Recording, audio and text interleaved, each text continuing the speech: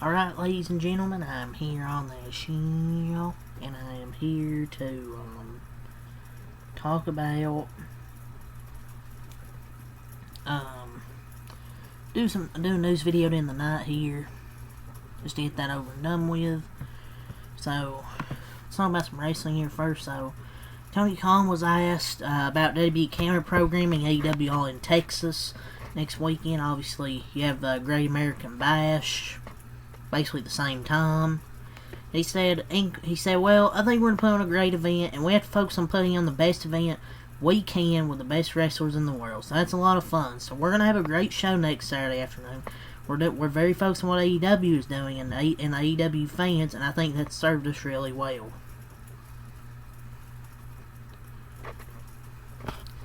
Look, I think it's the perfect way to answer it. Look, if you want to watch NXT, you can watch NXT. If you want to watch AEW, you can watch AEW. You know what I mean? I'm not going to sit here and tell you which one you should watch. You watch whatever you want to watch. I mean, I don't know if I'm going to watch either of these, to be honest. For AEW, I might watch like 2 matches. The only 2 I really care about is Mercedes and Tony, and Moxley and Hangman. But I mean, it should be a good. It should be a good pay-per-view.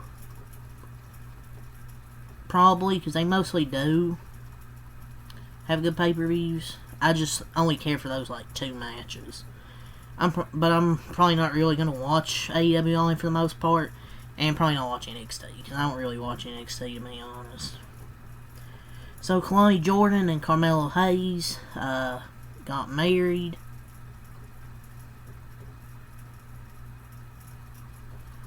So, All in Texas next Saturday will mark AEW's highest attended show ever.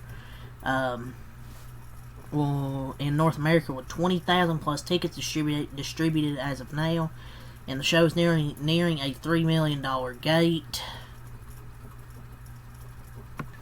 which is good for them. You know, I'm not big on AEW as was a few years ago, but it's it's good to see pro wrestling promotions succeed. You know, benefits wrestlers and just the wrestling industry as a whole, because maybe if AEW could heat up, maybe it'll force WWE, which I have been criticizing, to actually give some effort in their booking. What I talked about, I believe in the SmackDown review, what I discussed about Evolution, how I think it's been a lazy creative build. So maybe with this, the creative room will actually be forced to actually do some effort.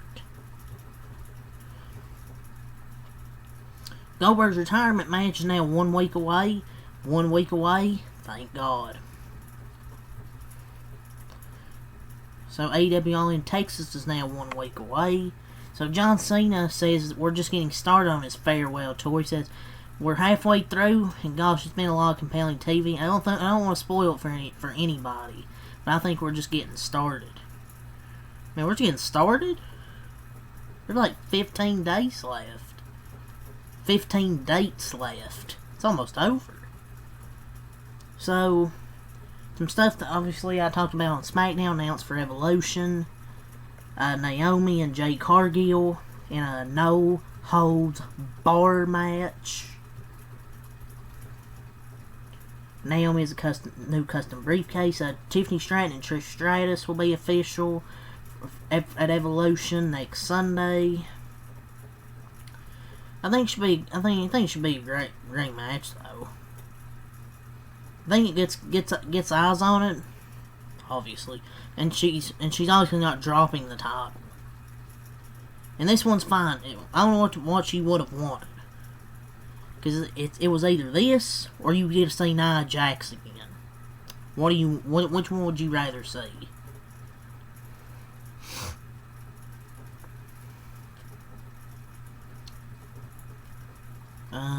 So a match official for Saturday night's main event be Randy Orton, the Apex Predator, against Drew McIntyre, the Scottish Psychopath. So that should be a banger. Charlotte Flair and Alexa Bliss advanced to the Tag Team Championship match at Evolution 2.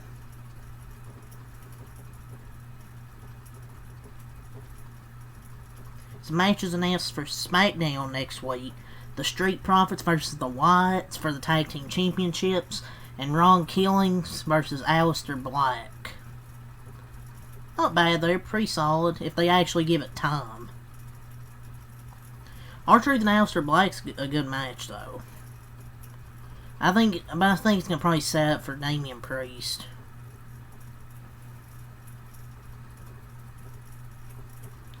What else? So, the Evolution card as of now will be Io and Rhea for the women's title.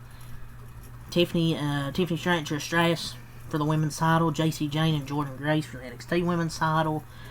Jade Cargill versus Naomi. Roxanne and Raquel versus Charlotte and Alexa versus the NXT team and a Raw team. And then the Battle Royal, the winner gets a title match at Clash in Paris.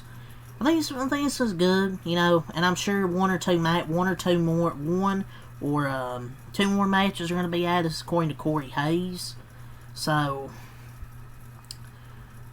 I think they're going to add the triple threat. I mean, it's inevitable that they're going to do it. Look, I like the card, to be honest. I just think it's lazy built, because I think this is good. The build has always kind of been the issue with these shows. You look at the card on paper, looks good, like it's good, but if you're actually watching the show, it's kind of lazy built, lazy booked to me. But it's gonna be a good match though, or good matches. I think people are just kind of criticizing the build, like a build up. And I guess the tickets or whatever it is that WrestleTix put out. Yeah, I mean, it's a good card. It's just I've complained about the booking, how lazy it's been. You know, having the champions pick a challenger. John Cena and Cody Rhodes is official for the Undisputed Championship at SummerSlam 2025. Shouldn't be hard to top the WrestleMania match. So you have the official poster, so that's official. Rey Mysterio is closing out retirement, but still remains motivated. He's like, what, 50? I think he'll probably do like one more year, and then he'll retire.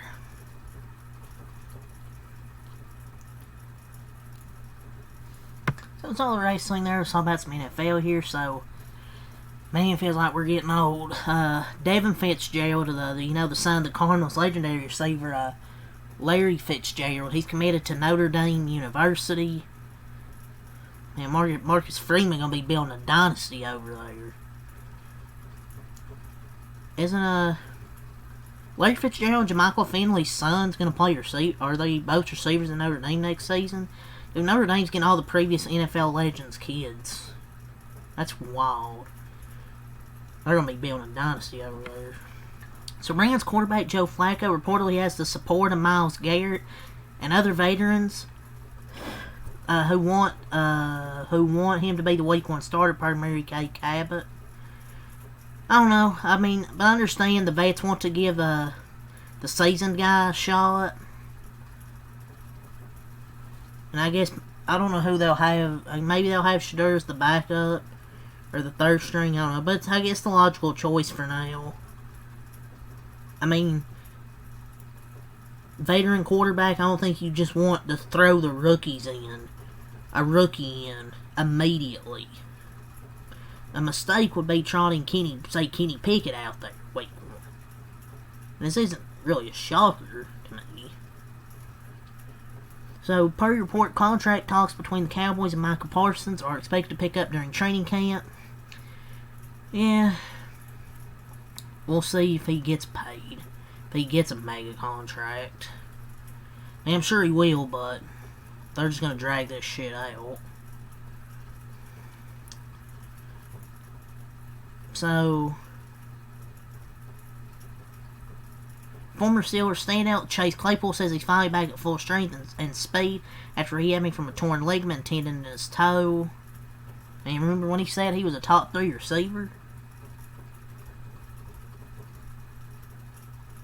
Former Eagles pass rusher Bryce Huff says he wanted to be traded very early into his tenure with the team. He told at the SF Niners, if you want off a winning team, I don't know. Maybe he wanted to play, but the Eagles' defensive scheme was a bad fit for him, and it led to him getting limited playing time.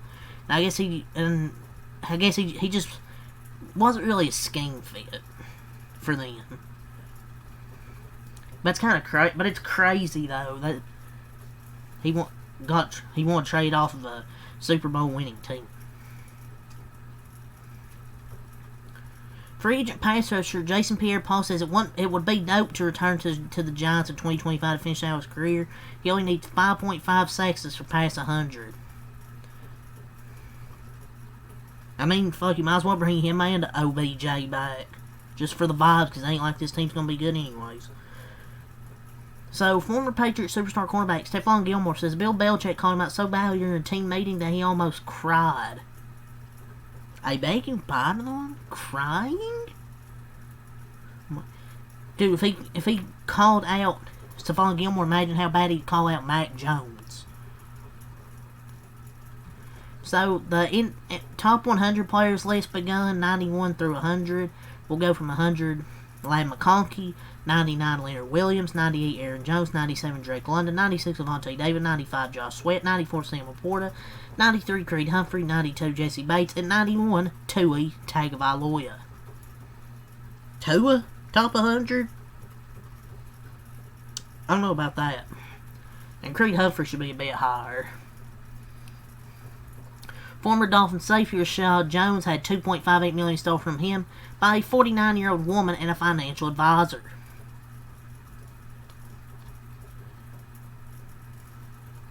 So I'll add some NBA news in the video here, so let's get right to it a little bit.